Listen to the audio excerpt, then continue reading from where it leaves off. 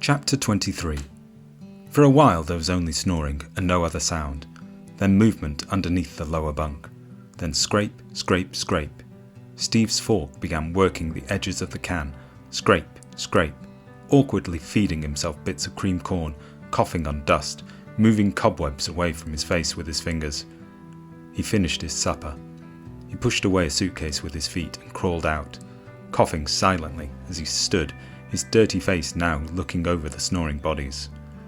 John on top bunk, Andrew below him, both in deep slumber. "You'll keep sleeping if you know what's good," he whispered, tiptoeing towards the sink, timing the sound of the tap with their snores, ducking down to gulp water and then coming up with a dripping, muddy, wet beard. Using his t-shirt as a towel, he rubbed his face and felt the kitchen top in the darkness with his fingers, as though searching for supplies.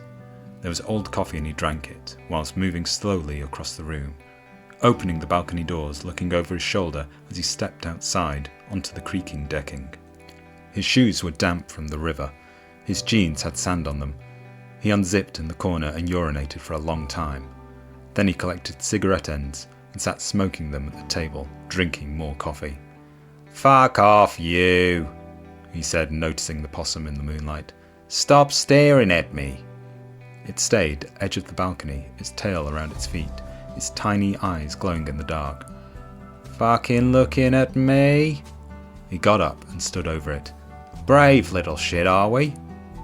He put a hand over its face, but it stayed there, sniffing, licking his fingers. "You are brave."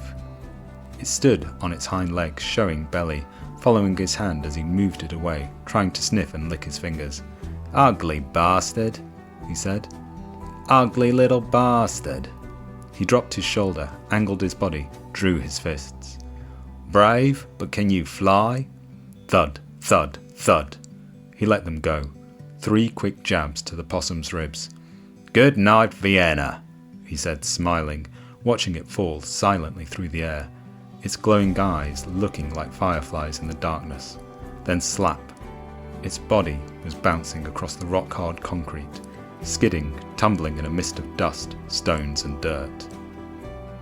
Slowly it got up, limping, crawling towards a heap of twigs and soil, and falling there to rest in the shadows of a tree, curled up, trembling, licking its bleeding feet.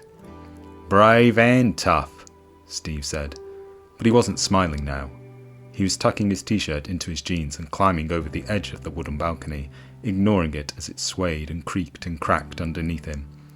From the other side, he reached out for the drain pipe, crawled halfway down, and dropped to the car park below, where he followed dots of blood and paw prints towards the tree. "Where are you?" he said, kneeling down, feeling the twigs and soil with his fingers. He looked underneath parked cars, peered into trees and shrubbery. "You won't get far." He got up again. "You won't last the night." He kicked twigs and soil and spat on the floor. "Where are you?" He spun round to the rustle of a leaf, the scuttle of a stone, the snap of a twig. "You won't get far." It began to rain. "I'll find you."